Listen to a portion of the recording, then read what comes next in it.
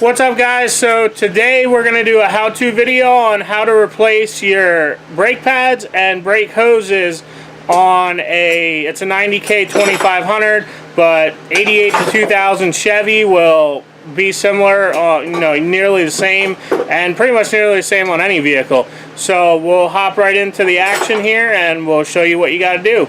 I'm just using an Allen wrench here.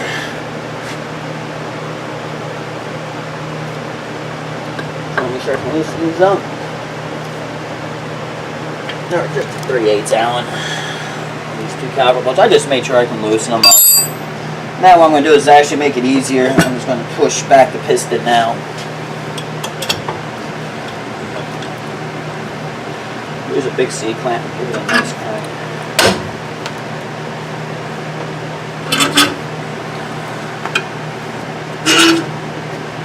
Pad maybe just so rusted up.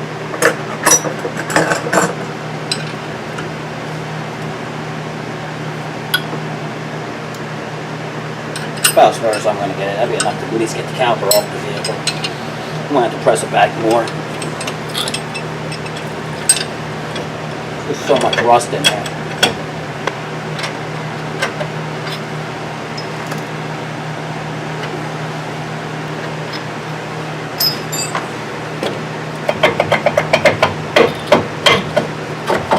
Normally you don't let it hang on the brake hose, but since we're replacing the brake hoses, I'm just going to let it hang on.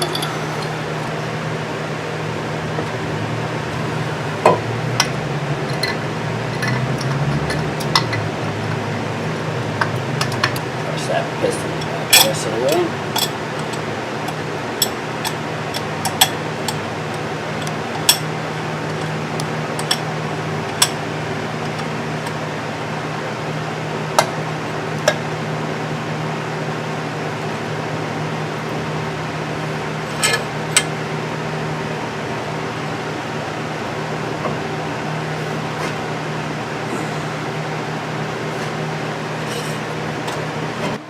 There's pins in here that the bolts came out, but the pins didn't. Probably because they're rusted in there pretty well. No surprise. See, I'm going to try driving them out. Oh, that was nice and easy. I went one pretty good after I got started. You can see how they should not be this tight. So you got to pull them out and lube them up? Yes. Jeez. Should not be like one out. So that's actually, if you don't know how brakes work, that's actually what it slides that's on. It's supposed to slide on, and that's why sometimes you get if you don't lube them, you get uneven wear. Yeah, just show them a little bit of the rust and grime on it. There you go. Yeah, you see how it should look like that the entire way. So I'm going to clean these up on the wire wheel.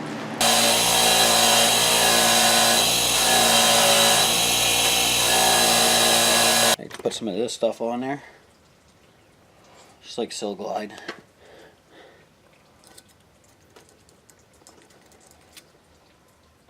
Alright, so he's just lubing them up now, and then we'll show you how they should slide in and out of there so you can kind of compare it.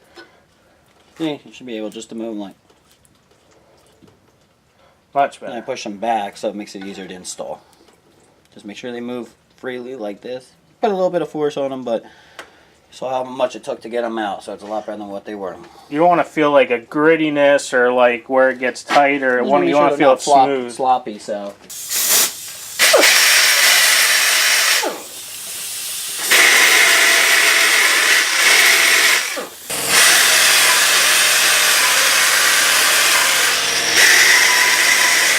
I just cleaned up what I could. Can I see the caliper, Carl? Oh crap. That's heavy duty right there, boy. I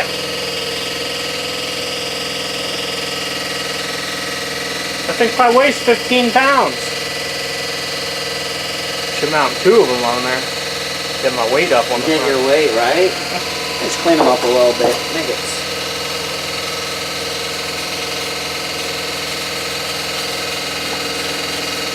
So you just want to make sure you clean up all the rust and everything. You don't want them You don't want to have any kind of rust where they touch or anything of those sorts.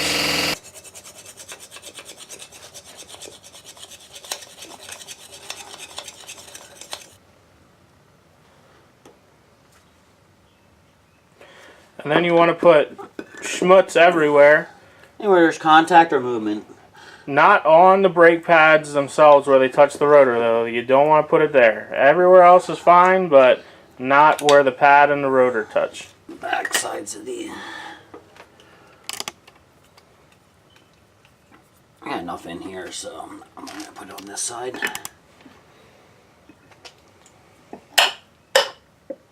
Well, this truck's also going to sit most of its life, so... Yeah.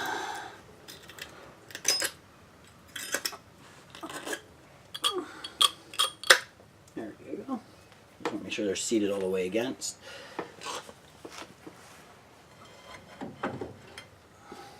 Okay. Now we install these bolts again. Oh, I don't like the bleeder on this side. And then, of course, you want to make sure you tighten it back up. Very important step. Same bolt that shares with the upper ball joint.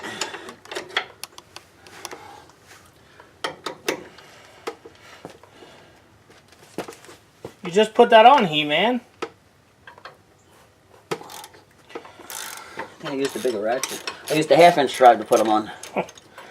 So you want to take your bolt out like that, that connects your line to the upper control arm. Let's see what I can do over here. And then I'm going to try getting this fitting off without breaking it, but it'll probably be rusted on, so I'll probably use heat to help with it. That's where it connects to your metal line. Oh, look at that. Didn't get Oh stuck. my God. That one came off real nice. People will think that we're lying about we didn't touch that until right now. Sometimes I use heat on them, so I don't need to use it. The clip off.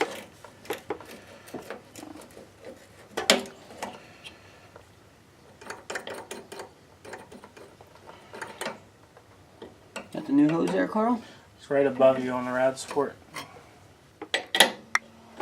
Let's see. You just spin these and they'll lock in on you. I always like to start my line first, make it easier. Because you gotta it's a little bit of a pain, yes. Once I get it started, I'll put my clip back in.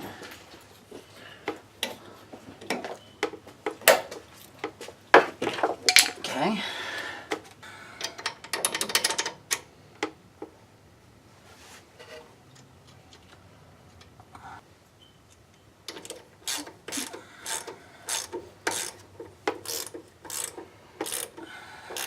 You'll make sure you put your new washers on that it comes with. They're little copper washers. One will go on each side of the banjo bolt. That's actually what stops it from leaking, so you want to make sure you do that.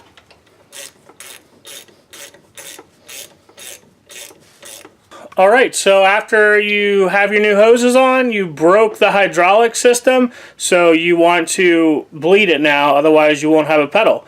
So we're actually going to show you how to bleed it off the other side, because this side's a little messed up and we'll have to line bleed it and stuff. It's a little more complicated than just normal bleeding.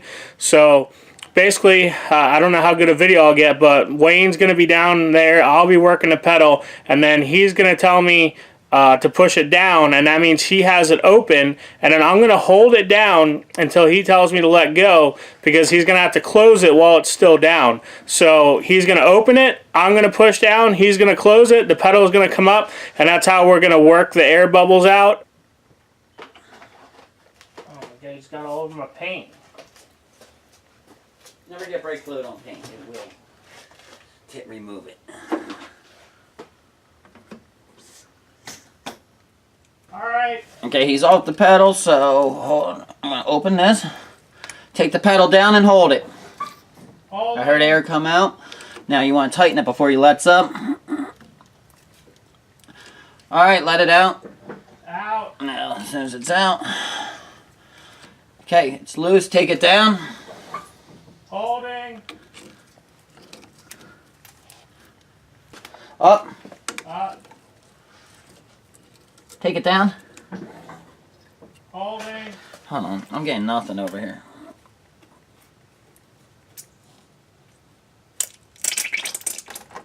No wonder the bleeder's clogged, so I gotta take it completely out. Let off. You can let off now. It's gonna take me a while to do this, so. Alright, you off? Yeah. Okay.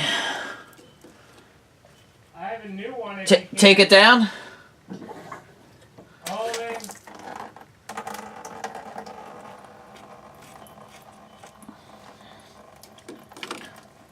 Let out. Out.